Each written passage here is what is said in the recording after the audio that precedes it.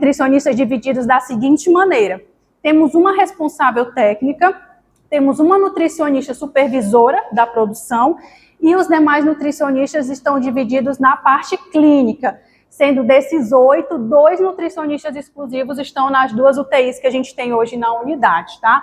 Então, eu trouxe uma foto para apresentar para vocês o nosso quadro. Não está todo completo aqui de nutricionista. Temos também estagiários, residentes também que atuam com a gente no cotidiano, na nossa rotina, dentro do hospital, tá? E aí, falar um pouco também da nossa residência multiprofissional, porque nós somos o Hospital Escola, então nós também temos tanto a residência multiprofissional em urgência e emergência, como nós temos também a residência multiprofissional em terapia intensiva. Então, nós recebemos esses profissionais e aí nós temos atuado diretamente na assistência, trabalhando nesses 2 extremos, da terapia intensiva e da urgência e emergência, que é quando a gente recebe esse paciente dentro da unidade, naquele ponto ali mais crítico, que ele está no início ali de tudo, de quando começa realmente o acometimento clínico daquele paciente. Então, aqui eu trouxe para vocês que a nossa residência, ela é multi, então a gente trabalha em conjunto com a fisioterapia, trabalha em conjunto com a enfermagem, trabalha em conjunto com a equipe médica, né? Então, nós trabalhamos essa interdisciplinariedade, não é só multiprofissional, onde cada profissional chega, faz a sua parte e vai embora, mas a gente compartilha experiências e aprende um pouco de cada área, de cada profissional, tá? Então, a gente também gosta de fazer atividades em conjunto com as nossas empresas parceiras, a MedPlus, a Biolar, a Unilife, trazer esses profissionais que a gente recebe hoje na assistência para conhecer um pouco como que é a nossa disponibilidade de produtos, a forma que a gente pode ofertar para os nossos pacientes, as indicações e como eles são essenciais para o segmento da terapia nutricional do paciente. Tá? Recebemos também os nossos estagiários daqui do curso de nutrição, não pode faltar, são muitos e muitos, mas também recebemos com muito prazer, então eles também são inseridos junto aos demais nutricionistas a nossa realidade na prática, como que funciona a assistência. E para hoje, eu programei trabalhar essa temática com vocês sobre suplementação nutricional e desempenho funcional no contexto hospitalar da seguinte maneira. Então, primeiro eu vou falar um pouquinho sobre a funcionalidade, o impacto que a internação pode ter sobre essa funcionalidade ou melhora esse desempenho funcional. E aí, vou explicar um pouquinho como que a nutrição pode se relacionar com essa funcionalidade. E, por último, a gente foca bem nessa questão da suplementação, como que a gente pode aplicar, como que eu aplico hoje na minha rotina esses suplementos, tá? Então, a primeira coisa que eu queria começar a apresentação é com uma pergunta. Então, quem quiser participar, fique à vontade, tá? Mas eu acho que a gente precisa refletir sobre uma coisa quando a gente vai falar sobre funcionalidade. E é essa, exatamente. Quando nós podemos dizer que um paciente está realmente recuperado? Alguém quer compartilhar? Na sua opinião, como que você acha? Quando que realmente ele está recuperado? Quando que para você escuta assim, olha, esse fulano está recuperado. O que significa isso para você? Vou dar 2 opções. Vocês acham que quando o paciente está recuperado é aquele paciente que vai de alta para casa, ficou internado, recebeu alta hospitalar, vai para casa? Ou aquele paciente que ele tem funcionalidade? Funcionalidade. Vamos entender por quê que não é só o paciente que vai de alta para casa. Então, beleza. Então, acho que a primeira coisa que a gente precisa entender é que o que significa recuperar um paciente? Tá bem fraquinho aqui, Jana. Mas eu vou só usar para passar. O que significa recuperar um paciente? Não é só resolver a doença, é só o laser mesmo. Ele passa, é só o laser. E não está funcionando, aí eu não... Não é só resolver a doença, não é só estabilizar os sinais clínicos, tá bem fraquinho. Não é só receber a alta hospitalar, mas restaurar sua condição funcional, que é essencial para o segmento desse paciente durante a internação. Preservar ou recuperar a sua autonomia. O paciente ele precisa ter condições de sentar, de comer, de levar o alimento até a boca. Ele não precisa ser aquele paciente extremamente dependente, e é claro que a gente lida com situações assim, mas é claro que a gente quer que o nosso paciente não seja dependente. E garantir a sua capacidade de realizar atividades no dia a dia. Então, é ele sair da internação com a capacidade funcional suficiente para que ele dê seguimento às atividades do dia a dia. Básicas, tomar um banho, vestir uma roupa, comer, fazer uma compra, ficar em pé, sentar, levantar, sem precisar de tanto auxílio. E retornar à sua vida com independência. Então, acho que a primeira coisa que a gente tem que ficar bem fixado hoje é que recuperar um paciente não é só ele de alta, tem muito mais além do que somente a alta hospitalar. E a funcionalidade, dentre vários fatores, ela é um dos principais nesse processo de recuperação do paciente. Então, assim, uma coisa que eu queria trazer para vocês é que tem dois conceitos que isso precisa ficar muito claro para vocês hoje, porque conforme eu for abordando ao longo da apresentação, vou estar me referindo à capacidade funcional e eu vou estar me referindo a desempenho funcional. Então, assim, a capacidade funcional é a nossa capacidade de realizar atividades básicas do dia a dia. Caminhar, levantar, tomar banho, alimentar, vestir, manter independência. Mas o desempenho funcional é a capacidade que essa pessoa demonstra na prática de realizar essas atividades. Então, eu sei que aquele indivíduo ele tem uma capacidade funcional para levantar, para andar, para comer. Mas será que durante a internação ele consegue realizar essas atividades? Vou dar um exemplo melhor. Recebi um paciente hoje no meu hospital com um acidente vascular encefálico. Não teve tanto acometimento cerebral, esse paciente ele consegue deambular, ele consegue comer, ele teve um quadro de disfagia leve, então eu consigo fazer uma adaptação de consistência, ele consegue deglutir, ele consegue segurar o corpo, ele tem um pouco dessa força ainda preservada de membro superior e membro inferior, ele anda, mesmo que com auxílio, mas ele consegue deambular. E aí, ao longo da internação, eu fui observando que esse paciente, ele começou a não querer mais levantar da cama. O fisioterapeuta chega, vamos fazer o exercício, vamos fortalecer essa musculatura. Ele já não quer, mas ele consegue ficar em pé. A nutricionista chega e já observa que ele já está começando com uma certa dependência do acompanhante para poder comer, sendo que ele conseguia, mesmo tendo a força dele preservada, ele conseguia levar esse alimento até a boca, se alimentar sozinho, mesmo com uma modificação de consistência. Então, isso representa o quê? Que ao longo da internação, ele vai perdendo esse desempenho dele funcional. Ele sabe fazer aquilo, ele tem a capacidade dele funcional. Mas a internação, o ambiente, ela tem uma influência sobre como ele vai executar essa capacidade funcional. Então, isso precisa ficar muito bem claro. Porque a internação, ela vai influenciar diretamente nesse desempenho e na capacidade funcional.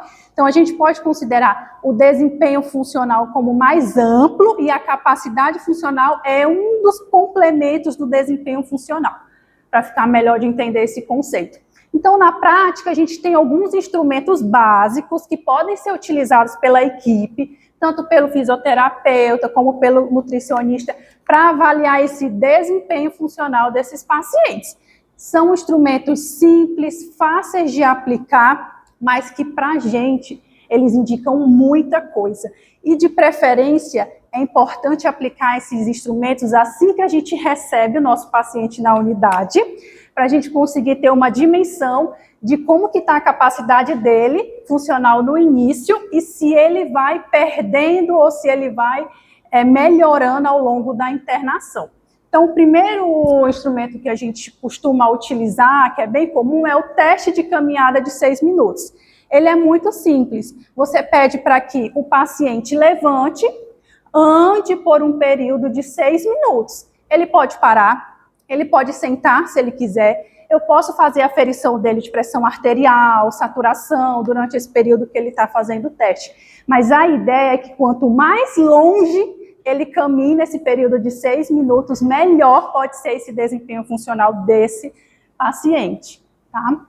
Outro teste que é muito utilizado é a escala de independência funcional. Essa escala ela é um instrumento que vai avaliar esse grau de independência. Então, ela tem basicamente 2 domínios principais: domínio motor e domínio cognitivo. Então, o profissional ele vai avaliar. Do domínio motor, ele consegue ficar em pé, ele consegue andar sozinho, ele consegue se alimentar, ele consegue fazer atividades básicas do dia a dia, e aí gera uma pontuação para esse domínio. Ele tem o domínio cognitivo, ou seja, ele é capaz de se comunicar, ele está conseguindo lembrar das coisas, a memória dele está preservada, não está preservada. Então, é esse outro domínio que também, para cada um desses pontos, ele gera uma pontuação. Então, ao final, é somado essa pontuação desses 2 domínios e gerado esse resultado de que o mínimo, né, de 18 pontos indica que esse indivíduo ele tem uma dependência completa, e quanto a maior pontuação, ou seja, mais atividades ele executa, menos dependência ele vai ter de outros indivíduos para realizar atividades básicas. Outro que é muito simples, bem comum também de aplicar, é o Time Up and Go, que é um teste simples que você pede para que o seu paciente ou indivíduo ele sente, levante, né, e caminhe por um período, né, para você avaliar ali se ele tem essa capacidade de deambular sozinho, se ele tem equilíbrio, como é que está a marcha dele também, e isso vai nos indicar muita coisa sobre essa dependência funcional. E o outro que é muito aplicado também, que a própria Sociedade Brasileira de Nutrição Enteral e Parenteral super recomenda para ser aplicado aos pacientes, é o SARC-F. Ele é um questionário que ele é composto de 5 tópicos principais, como, por exemplo, força, ajuda para caminhar, levantar da cadeira e subir da escada. Esse instrumento inicial aqui, a gente tem 4 tópicos. Ele foi validado para a população brasileira, e aí ele indica muito sobre essa dependência do paciente em relação a cada uma dessas atividades. Só que foi visto, e aí os estudos começaram a identificar o quê? Que esse questionário ele precisava melhor de uma sensibilidade, de especificidade, então ele foi sugerido uma nova atualização desse questionário, incluindo aí 2 pontos principais, que é o risco de quedas e a medida da circunferência da panturrilha, indicando o quê? Que aumenta essa sensibilidade, essa especificidade na hora de entender o quê? Se esse indivíduo ele pode ter algum comprometimento desse desempenho funcional. Muito utilizado também esse questionário para avaliar sarcopenia nos pacientes também, para entender como que está essa capacidade de força e preservação dessa massa muscular. Até aqui tudo bem? Então, perfeito. E aqui eu acho que a gente precisa falar que o impacto da hospitalização tem sobre esse desempenho funcional, né? Então, esse desempenho funcional, além dessa capacidade funcional, ele vai englobar também a força muscular. Então, se aquele indivíduo é capaz de se levantar, segurar um objeto, manter a postura, vai atuar ali sobre a mobilidade, capacidade de se movimentar, de levantar, resistência também física para fazer alguma atividade sem fadiga, isso é importantíssimo para a equipe da fisioterapia, e a capacidade também de autocuidado, realizar atividades básicas como tomar banho, comer, então tudo isso compreende o desempenho funcional. E é muito importante que a hospitalização, ela preserva a vida, e é isso que a gente quer quando o nosso paciente chega até o hospital, que ele chegue com vida, que ele saia com vida, mas nem sempre nós conseguimos garantir que ele saia com funcionalidade. E esse é um baita desafio mesmo. o quanto maior o tempo de internação, a gente corre esse risco, né, de reduzir essa funcionalidade, e é isso que a gente precisa combater, e é isso que é um dos desafios que a gente tem com a internação prolongada. Então, assim, recuperar um paciente, acho que essa frase tem que ficar bem clara. Vai além da alta hospitalar, vai além da cura. Eu preciso que esse paciente ele tenha funcionalidade. Ok, mas o que vai acontecer na internação que vai contribuir para essa perda de funcionalidade? E aí aqui eu queria compartilhar com vocês o que é um pouco que os estudos falam do impacto da internação sobre a funcionalidade dos nossos pacientes. Então, esse primeiro estudo, ele é uma revisão sistemática, né, ele reúne vários estudos com essa mesma abordagem, e acho que a mensagem principal que ele traz é que a hospitalização, ela acelera a perda de força e de massa muscular devido ao imobilismo, ou seja, aquele paciente que fica muito tempo deitado, que ele não consegue deambular, a desnutrição, que é um outro desafio também, a perda intensa de massa muscular e a resposta inflamatória associada à doença, e aí a gente vai entender o impacto que essa resposta inflamatória, mais ali para frente, tem sobre essa funcionalidade. Esse outro estudo, muito interessante, ele trouxe também que isso acontece muito com paciente que está em UTI, paciente já em quadro mais grave, crítico, né? Que durante a primeira semana de internação, a perda muscular pode chegar a quase 2% ao dia. Gente, isso é muito. 2% ao dia, 2 vezes 7, 14, né? Não é isso? 14% de perda de massa muscular. Gente, isso é muita coisa. Imagina um paciente que fica 30 dias internado numa UTI, que não está acordando, que não deambula, que está ali sobre o uso de um ventilador mecânico. Então, a gente precisa atuar muito sobre isso, né? Porque quando ele despertar, quando ele finalmente sair de uma ventilação mecânica, eu preciso que ele reaja, que ele respire sozinho, que ele consiga comer sozinho, que ele consiga sentar sozinho. Então, isso é muito sério. A perda de funcionalidade, ela precisa ser, desde o início, combatida, evitada ao máximo, a partir do momento que o paciente ele entra dentro do hospital. Outra coisa, esse outro artigo, ele traz outra informação importante, que não é apenas a doença, mas a redução da mobilidade também acelera o declínio funcional. Não adianta você dar o melhor suplemento, a melhor proteína, se esse músculo não está sendo estimulado. Então, a fisioterapia ela vem atuando diretamente sobre isso também, essa atuação equipe, né, de conseguir tirar esse paciente que tem condições do leito, mobilizar. Hoje até o paciente que está restrito ao leito já se tem de vários equipamentos dentro da unidade de terapia intensiva que consegue tirar esse paciente da cama, colocar em pé, para conseguir estimular esse músculo à síntese proteica mesmo. E aí esse estudo, eu acho assim, que ele traz um ponto assim, muito importante, que ele explica o impacto que essa inflamação, esse quadro da doença crítica, ele tem sobre essa composição muscular, sobre a síntese proteica. Então, o que é muito importante a gente entender aqui é o quê? Que a hospitalização ou o tempo prolongado do paciente acamado, ele resulta numa menor mobilidade, consequentemente, ele não tem muita prática de atividade física, porque ele está mais acamado, a menor ingestão de energia, também proveniente da alimentação, uma menor ingestão de proteína, isso pode resultar numa síntese proteica muscular reduzida e, consequentemente, um declínio da massa muscular. Mas para aquele caso, daqueles pacientes ainda mais críticos, né, que estão ali sobre uma unidade de terapia intensiva, ou até mesmo um semi-intensivo, né? Eles estão sujeitos a um processo inflamatório intenso, estresse oxidativo, aumento, né, alterações hormonais que vão repercutir na redução dessa massa muscular e, consequentemente, na atrofia muscular e, consequentemente, na perda de funcionalidade desse paciente e o desempenho funcional também.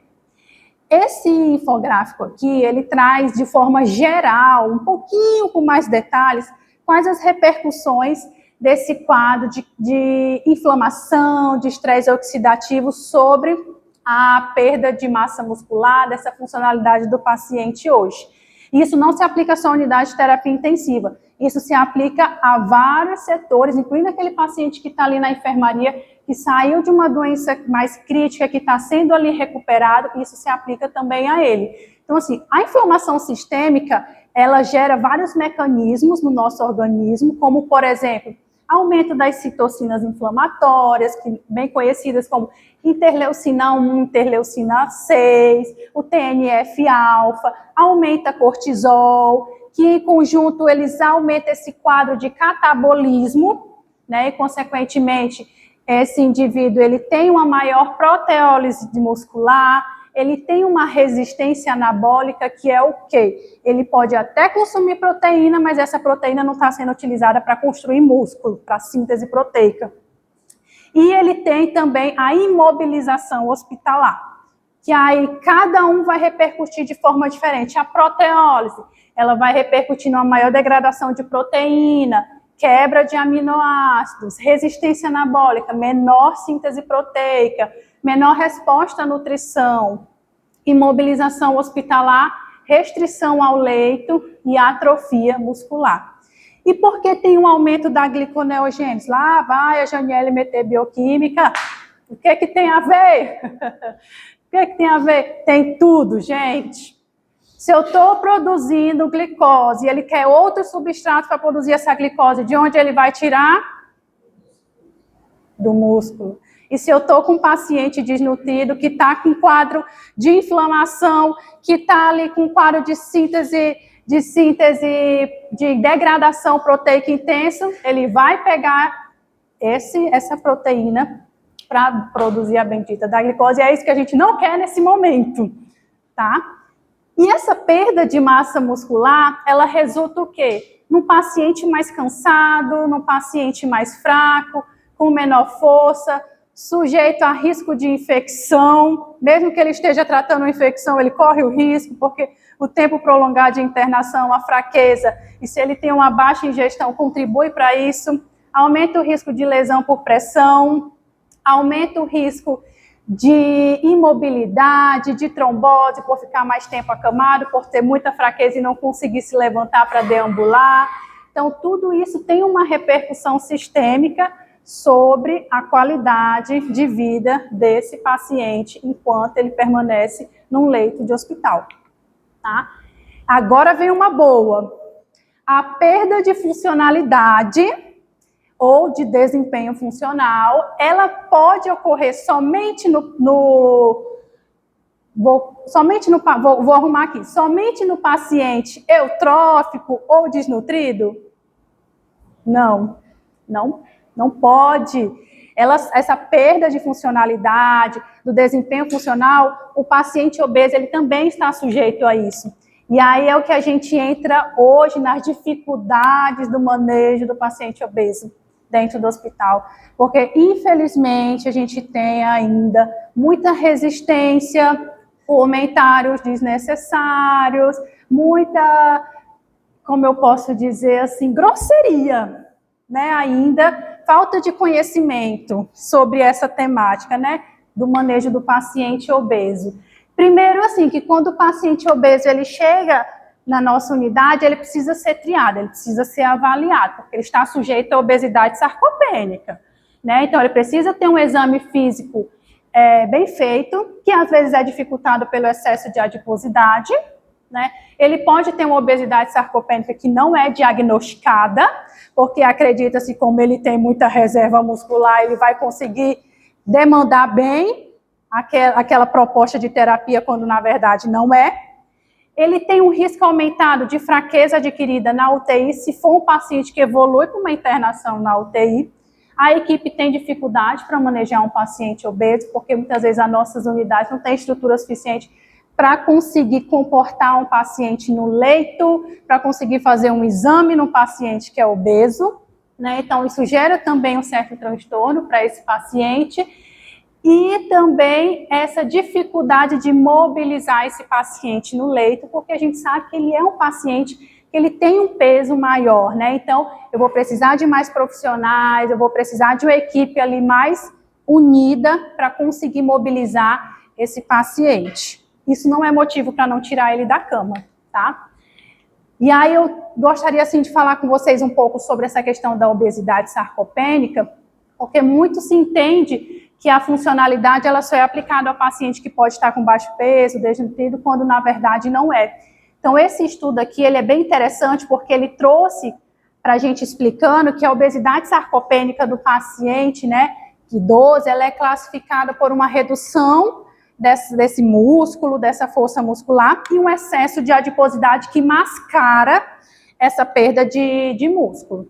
Então assim, dentre as principais consequências dessa obesidade sarcopênica para a saúde desses pacientes é o aumento de mortalidade,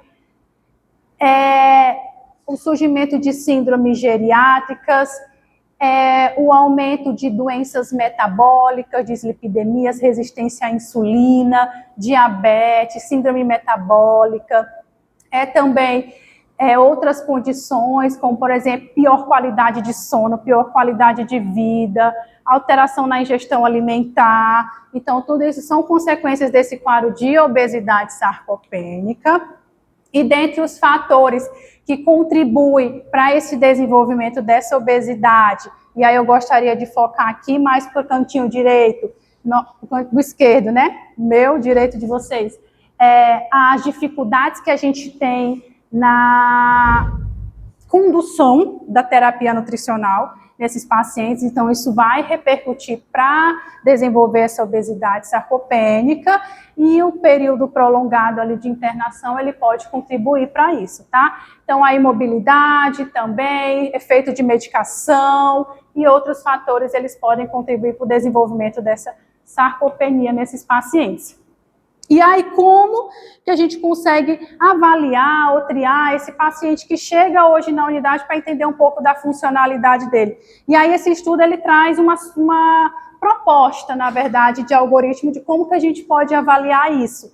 Coisa simples. Se eu tenho a capacidade de pesar, de aferir a altura, de calcular o IMC, se eu consigo avaliar a circunferência da cintura desse paciente, ou se eu não tenho essa possibilidade, mas eu consigo ver a parte clínica, os sintomas clínicos, eu consigo identificar também por meio do uso do questionário que eu já apresentei para vocês, que é o SARC-F, eu consigo aplicar também para entender se esse paciente ele pode ter esse risco de sarcopenia, de perda dessa funcionalidade.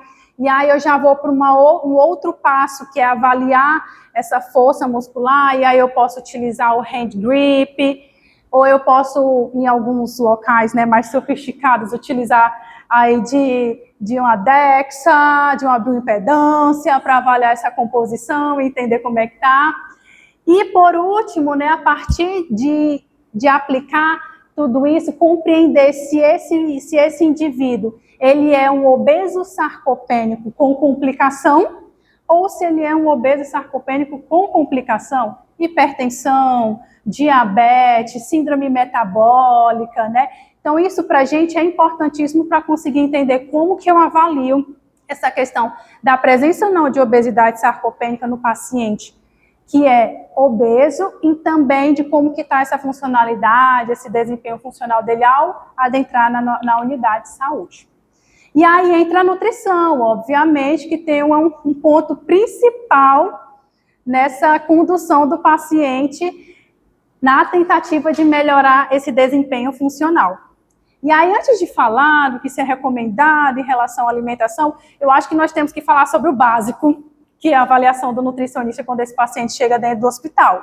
Né? A gente não chega e já conversa lá e já prescreve. A gente precisa avaliar esse paciente. A gente não pode esquecer de cada etapa dessa, de todo acompanhamento nutricional quando o paciente ele chega no hospital. Então, eu queria reforçar, talvez para alguns já está maçante, já escutou muito, mas eu acho importante. Isso tem um impacto na nossa conduta, isso tem um impacto no nosso acompanhamento enquanto paciente ali no hospital, tá? Então, a primeira coisa é que o paciente ele precisa ser triado, precisa saber se esse paciente está em risco nutricional ou não.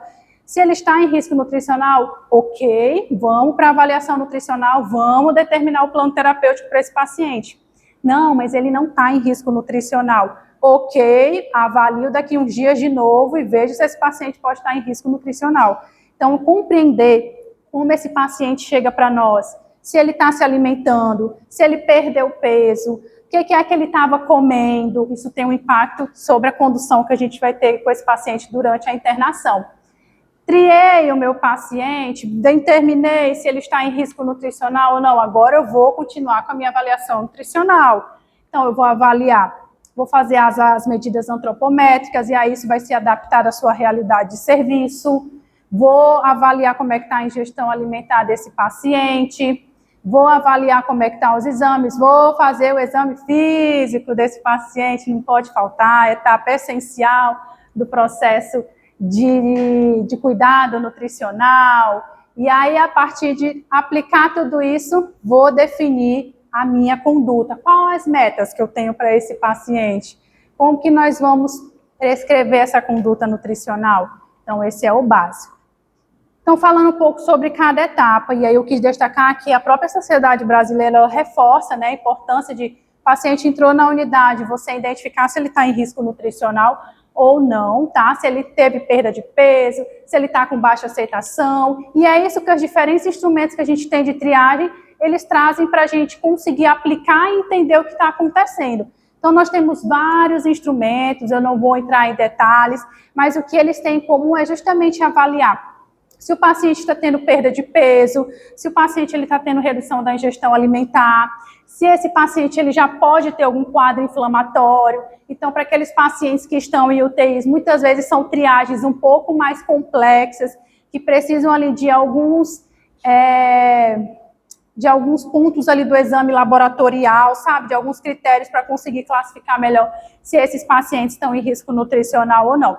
Na minha prática hoje, a gente utiliza muito a NRS 2002, porque ela se aplica muito à nossa realidade, é prático, é rápido e a gente consegue aplicar rápido com os nossos pacientes, tá?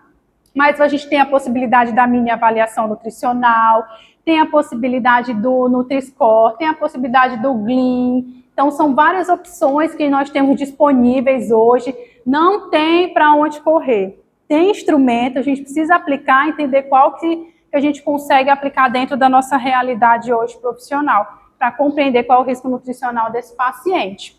E acho que o outro ponto principal é justamente essa avaliação nutricional.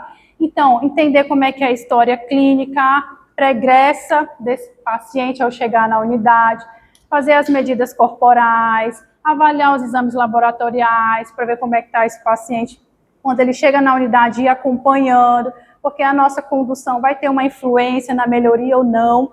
Ao mesmo tempo que eu posso ajudar, eu posso piorar a situação do paciente que está internado. Esse exame físico ele é essencial para detectar se ele está com alguma deficiência nutricional, se ele já tem uma perda de musculatura intensa, né? Então, para tudo isso, é nortear o profissional a definir a melhor conduta para o paciente, tá? Então, assim, na nossa avaliação nutricional, especificamente das medidas antropométricas, nós temos várias formas de conduzir isso. Então, eu brinco com as meninas que a gente tem uma fita e um sonho. Então, com essa fita, a gente consegue avaliar os nossos pacientes. Eu posso não ter a bioimpedância, eu posso não ter o DEXA, mas eu tenho a fita. E isso aqui a gente consegue avaliar muita coisa e determinar muita coisa sobre os nossos pacientes. Então, temos a circunferência do braço, para aqueles pacientes que você já não consegue que ele levante, pesar numa balança, aferir a estatura.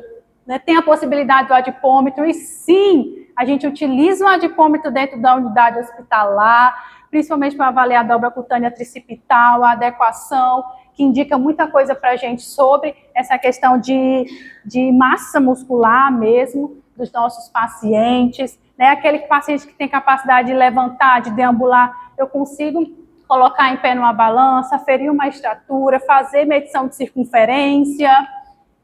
Outra coisa, o nosso exame físico também é essencial detectar se esse paciente ele pode estar com alguma depressão. Então, aqueles pontos simples, sabe, semiológicos que a gente aprende, a perda da bola gordurosa de Bichat, atrofia de templo, exposição clavicular, é essencial para a gente conseguir compreender como que está a condição desse paciente, tá?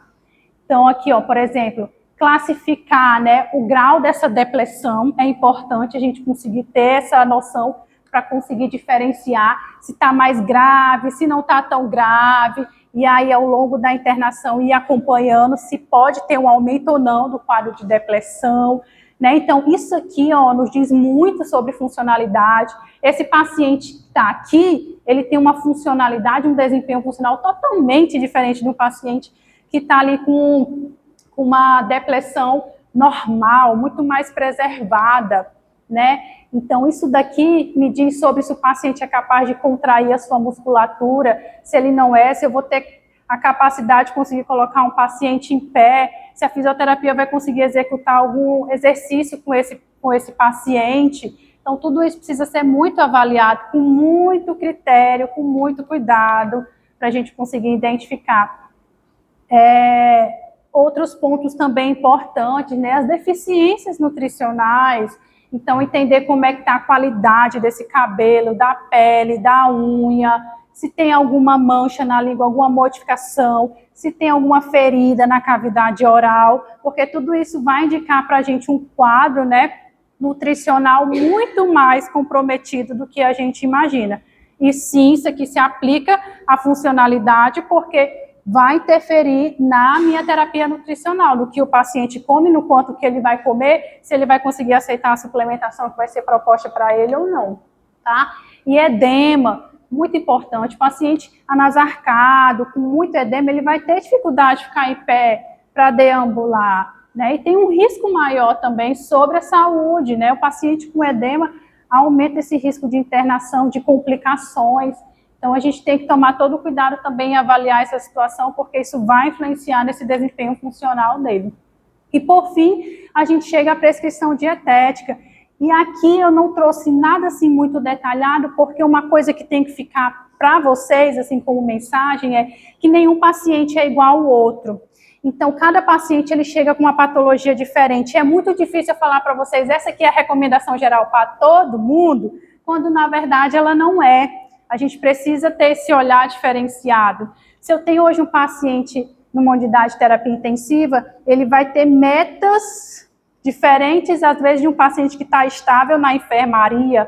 Se eu tenho um paciente que acabou de chegar no meu hospital com um quadro, uma doença muito séria, muito grave, eu vou ter ali uma conduta diferente, eu vou ter uma meta diferente para ele.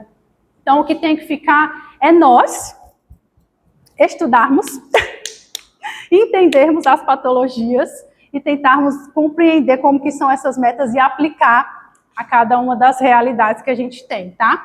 Mas, de forma geral, na prescrição dietética, a gente estima essas necessidades nutricionais, tá? Então, existem várias fórmulas, existe fórmula de bolso que você pode aplicar para estimar essas necessidades nutricionais do paciente. E aí eu vou ter metas para cada situação, para cada tipo de patologia, né? Então, a gente tem muito estudo, tem muita diretriz que norteia a gente a como conduzir esse tipo de paciente, tá?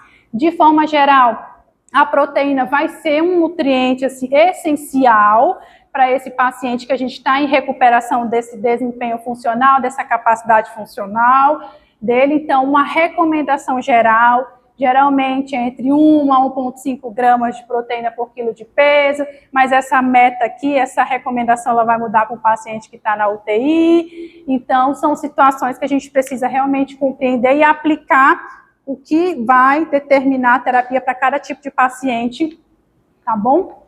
E situações específicas vão ter uma maior quantidade de proteína ou muitas vezes uma menor quantidade de proteína, tá?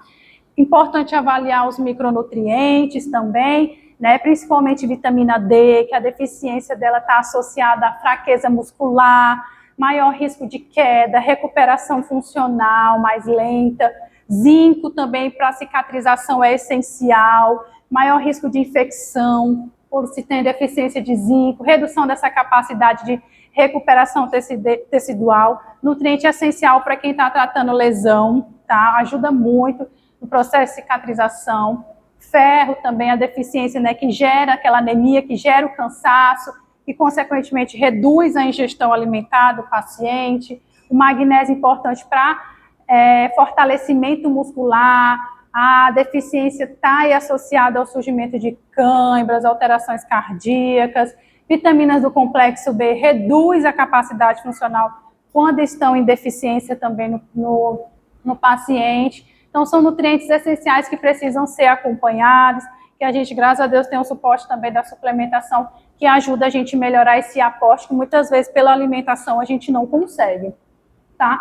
E eu acho assim que de forma geral, e aí eu trouxe essa imagem porque esse artigo é muito interessante, que ele traz que esse tratamento, né, essa recuperação nutricional do paciente na tentativa de melhorar esse desempenho funcional, ele é uma estratégia assim multimodal, sabe? Porque ele não envolve só o nutricionista, ele envolve toda uma equipe, mas partindo da terapia nutricional, a gente realmente requer uma maior atenção à quantidade, né, de ingestão de proteína, tá? E também a aceitação ao consumo alimentar, porque eu posso estar utilizando um suplemento, mas esse paciente não está tendo uma boa ingestão alimentar. Tá? E eu posso utilizar de recursos, que é a suplementação, para melhorar a aceitação, complementar algum nutriente que eu preciso, que com alimentação, normalmente esse paciente ele não está conseguindo suprir aquela demanda que ele tem no momento,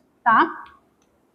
E aí, durante esse acompanhamento do nosso paciente, o nutricionista ele vai justamente compreender ali como que está essa aceitação dele em relação à alimentação, se é a melhor consistência que se adapta àquela condição, se ele está realmente aceitando o que está sendo proposto para ele comer, ele precisa monitorar a quanto que ele aceita, justamente para entender se vai chegar a um ponto que eu preciso mudar a via de administração dessa dieta ou não, tá? E a gente tem alguns instrumentos, como esses que vocês estão vendo aqui nas fotos, que eles avaliam, né, essa aceitação. Isso daqui não pode só ficar restrito ao nutricionista, o enfermeiro ele tem que conhecer isso daqui, o fisioterapeuta ele tem que conhecer, o médico ele também tem que conhecer isso daqui. Porque quem tem contato direto com o paciente é a equipe de enfermagem. Eles passam o dia inteiro ali com o paciente. Então, esse monitoramento acaba sendo da equipe de enfermagem, né? O nutricionista ele vai até o leito do paciente, ele conversa, ele faz os ajustes, mas esse monitoramento aqui, ele é importante, né, para a gente compreender se a cada refeição que está sendo proposta ali para o paciente, ele consegue aceitar totalmente ou não, tá? Se eu preciso mudar alguma coisa na minha conduta, se eu preciso mudar a via de administração da dieta ou não, se eu preciso entrar com uma suplementação ou não. Então, esse monitoramento ele é extremamente importante, precisa ser feito em conjunto. Toda a equipe em compreender que o paciente ele está comendo bem não é só 2 colheres. Não é só um copo de 180 ml. Então, isso tem que ficar muito claro, o que é ele aceitar, entende? Porque hoje a gente vê muito essa dificuldade mesmo dos profissionais de compreender o que é uma boa aceitação. Aceita dieta? Não me diz nada. Aceitou quanto? Então, isso daqui, ele norteia a gente a compreender e até explicar para a equipe também como avaliar esse tipo de aceitação, tá? E aí, temos a suplementação, que é um recurso importantíssimo que a gente consegue aplicar hoje dentro das nossas unidades hospitalares e que o nutricionista, ele tem o dever de acompanhar o paciente, de prescrever o que melhor se aplica à patologia do paciente. E aí agora, eu queria focar bem nessa parte da suplementação, só para a gente compreender o passo a passo que seria, né, indicado para poder prescrever esse suplemento de acompanhamento, alguns pontos importantes. E aí depois gostaria de apresentar alguns para vocês, se o Ítalo também quiser participar, está convidado. Então, assim, eu trouxe esse infográfico, que ele é muito legal, que ele foi feito pela Sociedade Brasileira de Nutrição Enteral e Parenteral. E ele traz exatamente o que a gente precisa compreender sobre a suplementação oral. E aí eu vou focar bem na oral hoje, tá? Não vou entrar muito na parte de enteral. Mas ele traz o passo a passo que a primeira coisa que eu preciso saber, quando que é indicado. A suplementação, ela tem as indicações, ela não é para todo mundo, e a gente precisa estar bem claro o profissional nutricionista. Então, quando ela se aplica ao meu paciente, principalmente pensando que eu quero melhorar o desempenho funcional dele, eu quero meu paciente ter uma capacidade funcional. Então, ele vai se aplicar para um indivíduo que está desnutrido, ela vai se aplicar para um indivíduo que está em risco nutricional, porque eu já identifiquei na minha triagem.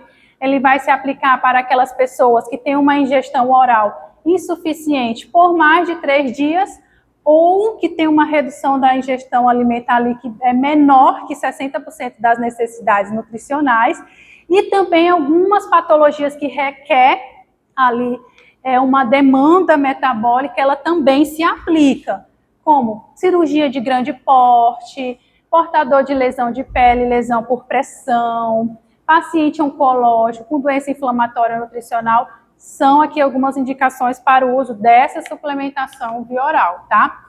Primeiro passo é compreender qual tipo de suplemento ele vai se aplicar à realidade do meu paciente. Então, é um paciente que pode estar com uma lesão, eu preciso ter suplementos que atuem diretamente ali, que vão contribuir para esse processo de síntese proteica, para melhorar ali a cicatrização, maior formação de músculo, para fechar essa ferida. É um paciente queimado, é um paciente que teve um trauma, né? Então, eu vou adaptar esse suplemento à realidade, à patologia do meu paciente, tá? Então, definir qual é esse objetivo, qual é o tipo de suplemento que vai se aplicar à realidade, principalmente à patologia do paciente. Prescrever, então, adaptar isso à rotina do paciente. Então, geralmente, no ambiente hospitalar, a gente prioriza ofertar essa suplementação, principalmente nas refeições intermediárias, né? Deixar que esse paciente se alimente bem nas refeições principais, como café da manhã, almoço e jantar, e incluir essas suplementações nos lanches. É uma estratégia que a gente usa, tá? E é importante conversar com esse paciente, explicar qual é a necessidade do uso do suplemento, para que serve, tá? E a equipe precisa também ser orientada quanto a isso, né? Como eu falei, a enfermagem ela está atuando diretamente com o paciente durante a maior parte do tempo. Então, eles também precisam compreender que essa suplementação ela é importante, que ela vai ajudar na recuperação do paciente, no maior fortalecimento dele, para que ele seja capaz de fazer as suas atividades básicas, né, e consiga aí reduzir esse período de internação e ir para casa com funcionalidade. Tá? Por quê? Nem sempre o paciente ele vai aceitar o suplemento que você propõe para ele. Seja porque realmente ele tem um gosto muito forte, ele tem um gosto residual, por conta disso, ou porque ele acha muito doce, enfim, ou aqueles que amam, que pode mandar quantas vezes você quiser no dia que eles aceitam. Então, uma série de situações. Mas o paciente ele tem que estar muito orientado. Uma coisa assim que tem sido muito discutido hoje, principalmente, não sei se a Jana vai lembrar, mas ano passado, no congresso da Abraço, eles falaram muito sobre essa questão da suplementação, que evite associar suplemento a iogurte doce, a docinho, a que é gostosinho, sabe? Porque isso está mais relacionado a um remédio que vai ajudar na recuperação do paciente do que um iogurte, porque ele vai associar aquilo a um iogurte que é doce, que nem sempre ele é doce, ele tem um melhor sabor. Então, isso precisa ser muito esclarecido, qual é o tipo de suplemento, por que você vai usar, explicar para ele que nem sempre pode agradar o paladar, mas que ele precisa para a recuperação dele, e se realmente ele não aceitar, ele não quiser, a gente também não pode forçar, a gente tenta as outras opções, usa de outras estratégias para melhorar a aceitação, tá? Mas o suplemento, ele é mais utilizado mesmo como um remédio, né, que faz parte da terapia nutricional do que apenas um docinho, né? Então, isso precisa ser muito esclarecido para os pacientes, para os acompanhantes também, para a família, tá? Porque, infelizmente, a gente pode se deparar com situações em que o próprio paciente despreza um suplemento, por falta mesmo de conhecimento. E a equipe que está ali acompanhando precisa ser orientada também olha, o senhor não quer tomar o suplemento, isso aqui vai lhe ajudar e não atrapalhar, né? Incentivando o paciente a desprezar aquele suplemento, ele não pode. Aquilo é essencial para a recuperação dele. E se eu estou visando que o meu paciente ele recupere essa funcionalidade, eu preciso que ele seja bem engajado nessa terapia que eu estou propondo para ele. E aí o quarto passo, que é justamente esse monitoramento. Acompanhar se está aceitando, quais são as dificuldades que estão sendo enfrentadas, se precisa fazer alguma adaptação, às vezes o suplemento mesmo ele não aceita, mas se eu incluir numa preparação, pode ser uma outra opção também. E aí entra a gastronomia hospitalar, que é uma estratégia muito interessante também para ser aplicada. E claro que não vai ser todas as unidades que a gente consegue aplicar de fato isso, mas é uma estratégia muito interessante que vai ajudar os nossos pacientes, tá? E aí, quando suspender, não é dar o suplemento e deixar ele ficar tomando o tempo todo e ele já está comendo bem, eu já avaliei que ele está tendo uma força já preservada, que ele já consegue atingir essas necessidades só com alimentação bioral. Então, eu preciso saber em que ponto a gente deve parar com essa suplementação, que é justamente quando esses objetivos eles forem alcançados, se ele está de volta ao seu padrão normal de alimentação, ou mesmo que ele vá de alta hospitalar, ele pode ainda continuar recebendo essa suplementação, mas orientar a família o momento certo que parar, quando que observar, que está observando essa melhora em relação à condução mesmo do paciente, tá bom? E acho que aqui precisa ficar essa mensagem, acho que é muito clara assim para vocês, sabe? De que uma boa nutrição hospitalar, menos perda, né? É resultado do quê? De menos perda muscular, de mais força, de melhor mobilidade, de melhor desempenho funcional. Então, isso tem que ficar muito claro, né? E nós temos uma função, assim, essencial na condução, mas, ao mesmo tempo, sozinho nós não conseguimos. Tem que atuar todo mundo em conjunto. Certo? E aí, quando não dá certo, aí é que a gente tem que também não falar só de coisas boas, né? Porque às vezes o paciente, você tentou tudo que você podia, você prescreveu os suplementos, mas ele não conseguiu melhorar essa funcionalidade, ele não está com uma boa aceitação, ele está regredindo. Então, eu preciso já pensar nessa possibilidade de uma outra via, né? De alimentação. Então, realmente, quando a gente tem que esse paciente, você tentou ali a suplementação nutricional, ele não está tendo uma boa aceitação, não está atingindo nem 60% das necessidades nutricionais, há essa necessidade da gente reconhecer que com a via oral ela não é suficiente, eu preciso de uma via alternativa de alimentação, e aí entra justamente a nutrição interal, tá? Então, a gente precisa entender que a sonda, ela... por mais que ela seja invasiva, ela é necessária em algumas situações. E se eu estou visando essa preservação, né, de massa muscular, de funcionalidade, ela pode ser uma das estratégias que eu posso estar utilizando para ajudar a preservar essa funcionalidade do paciente, tá bom? E aí, tu quer falar alguma coisa, Ítalo, dos seus suplementos? Não? Então tá bom. Tá. Então, eu queria apresentar para vocês e já informar que eu não tenho conflito de interesse, para começar, tudo bem? Porque a gente tem aqui os produtos da Nestlé, trouxe outros produtos aqui também para apresentar para vocês, mas de uma forma simples para que vocês entendam. Esses produtos, eles têm indicações, né? Então, se eu tenho um paciente diabético, eu tenho produtos aqui que eu posso estar utilizando com o meu paciente. Cadê? Deixa eu pegar aqui também. Né? Então, eu tenho produtos que eu posso estar utilizando com esses pacientes, porque eles têm na composição dele, né, carboidrato de absorção mais lenta, então eles vão contribuir aí para esse melhor controle glicêmico, evitar essa variabilidade glicêmica. Tem a opção, e o que é legal da suplementação, é que você tem tanto líquido como em pó, com sabor, sem sabor, e aí você vai aplicar a preferência realmente do seu paciente, tá? A gente tem a possibilidade também de suplementos que eu quero ofertar mais caloria, mais proteína, né, que são hipercalóricos, hiperproteicos. A gente tem também essas marcas aqui que são boas também. Tem as, cadê, Ítalo? Cadê as tuas?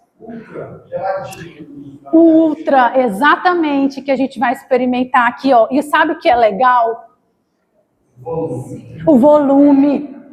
Ou, gente, às vezes é tão difícil um paciente aceitar 200 ml, sabe, do produto, e aí, às vezes, a gente tem essa possibilidade de ter ele assim, ó, menorzinho, mais compacto, sabe, porque ele possibilita que ele consiga, com volume menor, tomar quase o equivalente ou até mais do que um produto desse aqui de 200 ml, sabe? Não que esse daqui não seja importante, de forma alguma, mas tem situações que realmente a gente precisa aplicar com determinados pacientes, porque ele tem dificuldade de aceitar e tolerar grandes volumes, ou paciente que está com restrição hídrica, muito bom também, que eu não posso dar volume de líquido elevado, mas eu posso incluir uma suplementação dessa, que ela é mais densa, e aí tem um menor volume também. Tem a possibilidade dos módulos, que é quando eu quero só complementar um nutriente específico, alguma coisa específica, sabe? Tem a possibilidade da fibra, né? Então, eu tenho ali um paciente constipado, que eu quero dar uma melhorada ali naquela função intestinal, auxiliar ele para que ele consiga evacuar, orientando a importância da hidratação também. Então, tem o módulo de fibras, que ajuda bastante. Tem também o módulo de proteína, que também é muito bom mesmo. E aí, principalmente esses da Whey Protein, né? Eles são ótimos porque ele tem uma melhor absorção, a tolerância deles é melhor do que a própria caseína, né? Que demora ali mais para digerir, o paciente pode sentir mais desconforto gastrointestinal, então são ótimas opções também que a gente pode estar utilizando. Tem o Nutrient Just Protein, que não está aqui, mas é da Nestlé, tá? Muito bom também. Ah, da Pura Vida também. Exatamente, ó. Gente, o Whey Protein podemos utilizar com os nossos pacientes, tá? Ele ajuda bastante também na questão da recuperação de força, de massa muscular. A própria creatina também, maravilhosa, gente. Muitos, assim, têm utilizado aquela dose, assim, de saturação, uma dose um pouquinho maior, né? Que geralmente é 5 gramas, 3 gramas, né? Aí começa com a dose de saturação, depois volta para a dose de manutenção de 5 gramas. Tem desfecho muito bom nos pacientes em relação à composição, assim, muscular, sabe? Também pode ser utilizado, tá? Tem as versões também, cápsulas, né? Mas acho que no ambiente hospitalar é mais difícil a gente estar utilizando, porque a gente dá muito com o paciente que está mais fraco, né? Mais debilitado e que às vezes precisa de uma consistência melhor. Tem outro também que ele não trouxe, mas é o Fresubin Creme. Muito bom, maravilhoso, assim, tanto em sabor, em qualidade, sabe? Em consistência, muito bom para usar com o paciente que é disfágico, que é também um reflexo dessa perda de funcionalidade, que ajuda esse paciente a deglutir. A gente consegue complementar essa composição aí nutricional, sabe, da dieta, dando mais caloria, mais proteína, para ele conseguir absorver melhor. Tem situações que eu tenho paciente renal, e aí realmente, infelizmente, eu não posso dar uma quantidade de proteína maior. Tem o Nova Source Ren, da Nestlé, boa, minha, tô lembrando tudo. E tem também essas opções, né, que elas se aplicam tanto a pacientes que estão em hemodiálise e aqueles que não estão em hemodiálise, que as metas são diferentes, tanto de proteína, como também de potássio, de sódio, de fósforo, né? Então, eles se aplicam a essas duas realidades. A gente tem essa possibilidade de auxiliar também esses pacientes que sofrem muito risco de desnutrição por falta, muitas vezes, de informação, restrição demais, que às vezes nem necessita tanto, mas que, infelizmente, eles estão submetidos. E aí temos também as suplementações, né? Fora hipercalórica, hiperproteica, tem as opções também quando você quer uma quantidade maior de caloria, mas de proteína você já quer uma normoproteica. Muito interessante para alguma situação também. Pode se aplicar a paciente também desnutrido, mas a gente prioriza mais hipercalórica, hiperproteica. E quando é o paciente obeso, a gente já prioriza aquela que consiga ofertar mais proteína e deixar mais normocalórica, né, que pode ser benéfico para ele também. Então, o paciente obeso, ele também pode receber a suplementação. A gente só tem que aplicar a realidade realmente dele, do estado nutricional. E tem as versões em pó também, que é bem interessante. Então, assim, tem aquele paciente que ele não consegue tomar o líquido, mas a gente consegue fazer outras preparações, uma vitamina, um mingau, né, um bolo, enfim, você consegue aplicar isso a essas preparações, você consegue escolher o tipo de sabor que se aplica melhor à preferência do paciente, você consegue utilizar tanto em preparações doces e preparações salgadas também, você consegue focar, se for um público mais velho, que eu quero ali uma maior quantidade de cálcio, de proteína para fortalecer aqueles indivíduos, eu tenho formulações, né, como essa linha da Nutrem, que ela tem para várias situações, tem para idoso, tem para paciente oncológico, tem para criança também, então você consegue aplicar bem a essas realidades, tá? E tem também para casos de ferida, lesão por pressão, pé diabético, em que o meu foco é priorizar a cicatrização, nós temos os módulos também, que podem ser utilizados, tá? Esse daqui é um exemplo que ele tem, a composição dele é basicamente colágeno, arginina, zinco, vitamina C, todos aqueles nutrientes que são necessários para ajudar nesse processo de cicatrização. Tem o proline, né, que o diferencial dele é a prolina, que vai ser importante para a síntese, tá? Proteica. E tem um outro também que eu esqueci de colocar aqui. Coloquei aqui na mala, mas ele é muito legal.